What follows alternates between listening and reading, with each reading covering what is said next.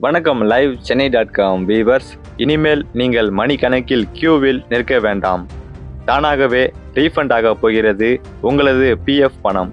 வாருங்கள், இதை பற்றிய விரிவான தகவல்களை இந்த தொகுப்பில் பார்ப்போம்.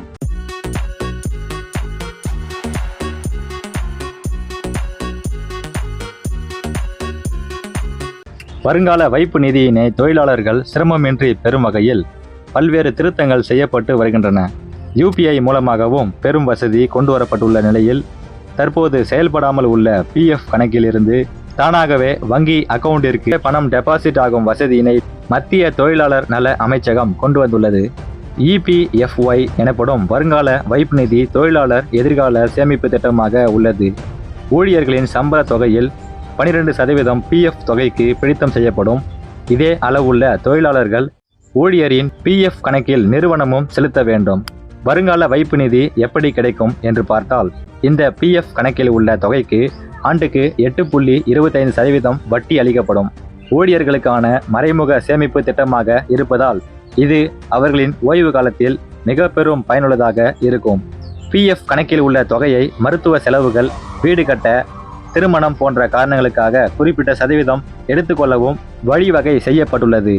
இதனை பயன்படுத்தி ஊழியர்கள் பிஎஃப் கணக்கில் உள்ள தொகையை முன்கூட்டியே எடுத்துக்கொள்ள முடியும். வருங்கால வைப்பு நிதியிலிருந்து பணத்தை திரும்ப பெறுவதில் தற்போது எளிய வழிமுறைகள் கொண்டு வரப்பட்டுள்ளன.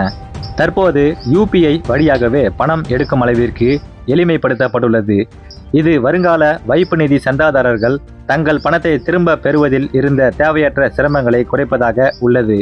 அந்த வகையில் செயல்படாத பிஎஃப் கணக்கில் உள்ள தொகையை சந்தாதாரர்கள் உரிமை கோராவிட்டாலும் அவர்களது வங்கி கணக்கிற்கே நேரடியாக வரவு வைக்க முடிவு செய்யப்பட்டுள்ளது.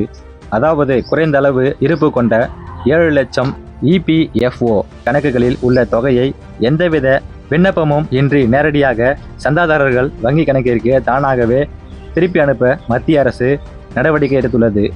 இதன்படி 7 லட்சத்திற்கும் அதிகமான செயலிழந்த கணக்குகளில் உள்ள நிதி எந்தவித விண்ணப்பமும் இன்றி நேரடியாக சந்தாதாரரின் வங்கி கணக்கிற்கு செல்லும் வகையில் நடவடிக்கை எடுக்கப்பட்டுள்ளது. 1000 ரூபாய்க்கு குறைவாக இருப்பு வைத்துக்கொண்டு நீண்ட காலமாக செயல்பாடு இல்லாத 7.16 லட்சம் கணக்குகள் அடையாளம் காணப்பட்டுள்ளன. சந்தாதாரர்கள் உயிரிழந்து இருந்தால் அவர்களின் வாரிசுகள் அல்லது நாமினிகளுக்கு முறையாக ஒப்படைக்கப்படும் என்று தெரிவிக்கப்பட்டுள்ளது.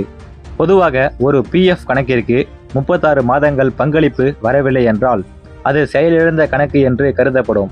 வேலை மாற்றம், ஓய்வு அல்லது சிறு தொகை என்பதால் கவனமின்மை ஆகிய காரணங்களால் இவ்வளவு கணக்குகள் தேக்கமடைந்து இருப்பதாக அதிகாரிகள் கூறுகிறார்கள். மொத்தம் 31.86 லட்சம் EPFO கணக்குகள் செயல்படாமல் இருப்பதாகவும் இவற்றில் மொத்தம் ரூபாய் 10,903 கோடி வைப்பு தொகை உள்ளது என்றும் தரவுகள் காட்டுகின்றன.